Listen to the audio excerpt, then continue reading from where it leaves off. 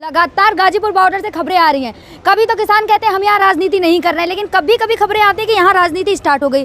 आज हम यहाँ पे राजनीति पे ही बात करेंगे। हमारे साथ है हरिंदर जी। हरिंदर, तो यूपी इलेक्शन अब आने वाले में किसान एक तरफ कहते हैं राजनीति नहीं करते और दूसरी तरफ यही राजनीति हो रही है किसान आंदोलन में, ऐसा क्यों? कौन सी राजनीति होगी?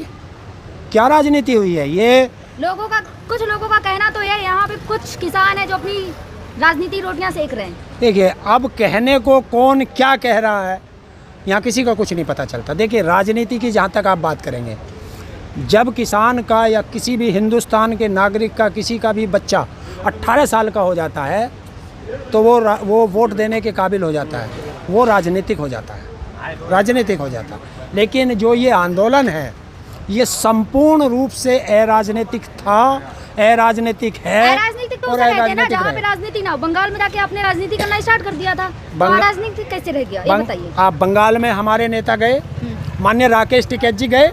राकेश टिकैत जी का एक भी बयान दिखा दीजिए मुझे, या एक शब्द दिखा दीजिए।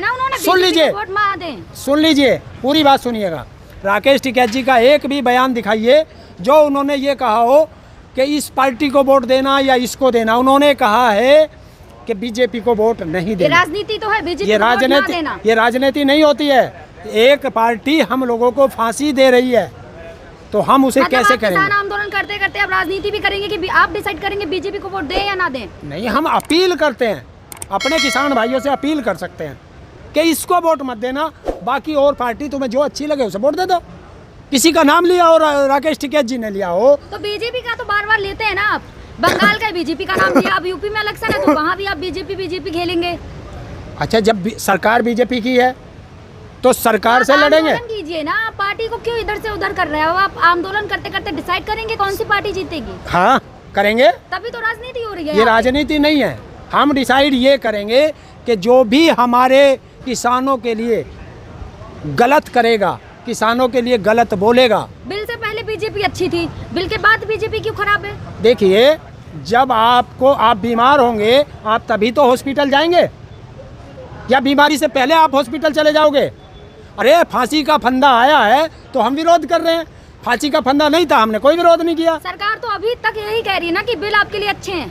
देखिए, आज तक वो ये नहीं बता पाए कि ये क्यों अच्छे हैं। ये सरकार ने बिल बनाया है। आप सरकार को जाने ही नहीं देते अपने गाँव में। कौन? हरियाणा में जाते तो वहाँ विरोध करते हैं, पंजाब में जाते तो विरोध। किसने बनाया?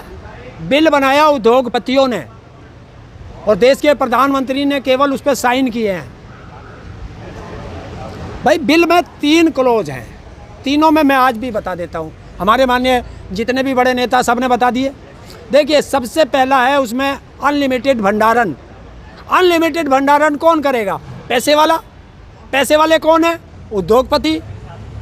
तो उद्योगपति के लिए बिल हुआ, नहीं फंस गए। फंडिंग के लिए बिल, हमें फांसी दोगे? अगर तुम्हें फंडिंग चाहिए तो किसान को फांसी दोगे?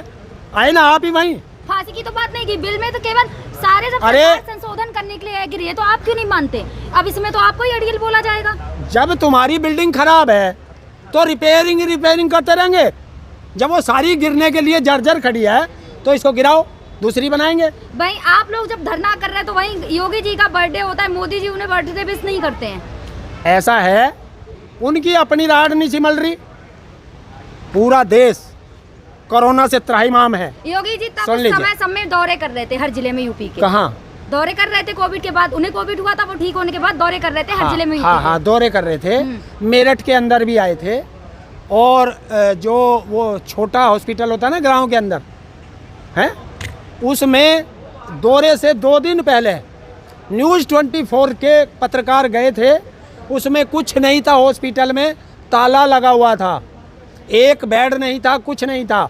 और योगी जी 2 दिन बाद दौरे के लिए आए, उसमें 4 बेड बिछा दिए गए, नई डस्टबिन, नया चद्दर। सुन लीजिए, पत्रकारों की बता रहा हूँ।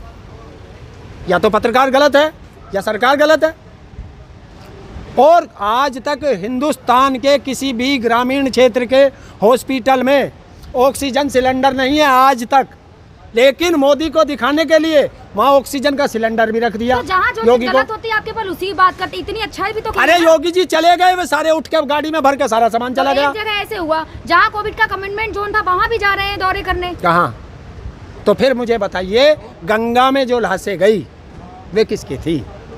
गंगा के किनारे जो शमशान कब्रिस्तान बना वो किसका था? और आज भारत सरकार पे और सारी प्रदेशों की सरकार पे उंगली उठाता हूँ। अगर माई के लालों में हिम्मत है तो जवाब दे। ये कहते हैं 3 लाख लोग, सुनिए पहले बात, 3 लाख लोग मरे हैं कोरोना से, हैं? हिंदुस्तान का कोई गांव है जिसमें 10, 15, 20, 50, 100 आदमी ना मरे हो? बताओ, है कोई गांव ऐसा? नहीं है ना। सब गांव में मौत हुई है। और हिंदुस्तान के अंदर 6.5 लाख गांव हैं, कस्बे और शहरों को छोड़ दीजिए, और 10 से कम तो किसी गांव में मौत नहीं हुई। तो 6.5 लाख को गुणा करिए 10 से, 65 लाख लोग, और जिसमें शहर और कस्बे अलग हो गए। तो आपको क्या लगता तो है? क्यों मौतों को छिपा रहे हैं ये मौतों के सौदागर? अगर कोई और सरकार होती तो महामारी में ऐसा नहीं होता, क्योंकि महामारी तो महामारी है ना। तो फिर क्यों कहते हो कि मेरी कमीज तुम्हारी कमीज से सफेद है? फिर कहें कि पिछली सरकारें भी चोर थी और मैं भी चोर हूँ। पिछली सरकार में तो आप ही लोग तो कहते थे, वो कुछ बोलते नहीं है, चुप रहते हैं। तो इस सरकार ने आपको बोलने वाले चाहिए थे, तो आप बोल रहे हैं। तो ये सुनता नहीं, अपनी बोल रहा है भग जा। मैं बोलने वाले चाहिए थे ना। बात मुद्दे पे आइए। बोलना ना बोलने से नहीं होता है, बोलने या ना बोलने से नहीं होता है। मैं मुद्दे की बात कर रहा हूँ। आपने कोविड की बात करी। जब कोविड की दर पे दर खोलता जा रहा हूँ तो पत्रकार महोदय आप भाग जाते हो सवाल से। मुझे बताइए ना, फिर मौतें क्यों छिपाई गई? तो फिर है ना मौत के सौदागर। देश में ऑक्सीजन की कमी क्यों हुई? देश में दवाइयों की कमी क्यों हुई? कालाबाजारी किसने की? आप सरकार के सारे वो काम गिना रहे जिनमें असफल रही। वही सरकार ने जो दौरे किए हैं, मोदी जी ने जो दौरे किए, उन्हीं के बाद तो बाहर देशों से भी इंडिया को, बाहर देशों से भी हमारे देश को सहायता मिली है। कोविड के दौर में भी सहायता मिली बाहर। मोदी जी को और योगी जी को आप कह रहे हैं, इस कोरोना काल में एक किसी हॉस्पिटल में देश का प्रधानमंत्री गया हो या देश का गृह मंत्री गया हो? मुझे बता दो। इंस्पेक्शन कर रहे हैं, क्यों नहीं गए? योगी जी को तो योगी को था, मैंने कहा राहुल गांधी को भी कोविड था। अपना प्रदेश शिमला नहीं, दूसरे प्रदेशों में तुम जा रहे हो। तुम्हारे देश में लाशों के अंबार लग चुके हैं और तुम दूसरे प्रदेशों में जाके वोट मांग रहे हो, हैं? कौन जिम्मेदार होगा? तो क्या आप यूपी में जैसा बंगाल में हुआ था, यूपी में भी वही देखने को मिलेगा? देखिए, बंगाल में खेला होबे और उत्तर प्रदेश में खदेड़ा होबे, ये चलेगा। लेकिन यूपी में जो किसान की बात करेगा वो देश में राज करेगा, और जो किसान की बात नहीं करेगा वो ना देश में राज करेगा ना किसी प्रदेश में राज करेगा। अगर ये किसानों ने ठान लिया। बात चाहिए तो आप अपनी पार्टी क्यों नहीं बना लेते? हम क्यों बनाए? ज्यादा अच्छा रहेगा। ना बनाते इन्हीं से कराएंगे। और इन्हें क्या मासिक भैंस का दूध काटने के लिए रख रखा? ये क्या कर रहे फिर? तो आपको शिकायत है वो तो प्रधानमंत्री जी से है ना, योगी जी से तो नहीं है ना यूपी में। अभी केंद्र सरकार से लड़ रहे हैं, यूपी में भी है। हमारे गन्ने का पेमेंट कौन देगा बताओ? वो तो कहते हैं कि 4 लाख से ज्यादा किसानों को पेमेंट मिल चुका है। मैं नहीं कह रहा 4 लाख को मिला या 6 लाख को मिला। हमारा लगभग 20,000 करोड़ बकाया है। 20,000 करोड़ उसे कौन देगा? कौन देगा? और योगी जी 14 दिन का वादा करा। किसान खुश हैं? हैं? आप कहते हैं यूपी के किसानों का गन्ना का पेमेंट नहीं देखिए, मिलता, योगी जी कहते हैं यूपी के किसान खुश हैं। यूपी का किसान खुश हो या दुखी हो, इनकी तरह, इस योगी की तरह जैसे संसद में रोया, किसान ऐसे तो रोवे नहीं। लड़के, ये किसान है, ये लड़ना जानता है। तो आपको क्या लगता है कौन सी जब हम इस बार यूपी में होगी जो आ सकती है किसानों की बात करके? कोई आए, अभी ये बहुत दूर है इलेक्शन, चिंता क्यों कर रहे हैं? 8 महीने हैं अभी। ऐसा तो नहीं पिछली बार की तरह इस बार भी घर घर मोदी हर हर मोदी होगा यूपी में? अब तो एक चीज होगी, भाग भाग मोदी, भाग भाग योगी। खदेड़ा बता दिया ना, ये गांव का भाषा खदेड़ा। यूपी में ट्रेंड चल रहा है, आएगा तो मोदी। अरे ट्रेंड चलाना वो गोदी मीडिया का काम है, उसका काम है वो करता रहे, क्योंकि वे तड़वे चाट है। आप गोदी मीडिया की बात करें, उनको मोदी पैसा मीडिया दिया नहीं गया। चलाया था हर हर मोदी, घर घर मोदी। तो मोदी जी आए थे, अब चल रहा है अब मोदी ही आएगा। ट्रेंड चल रहा है इस बार भी। देखिए, मैं अभी आपको बता दूं, एक शर्मा है, IAS ऑफिसर था, छोड़ के आया वो, अरविंद शर्मा। वो उत्तर प्रदेश की गले की हड्डी बन गया।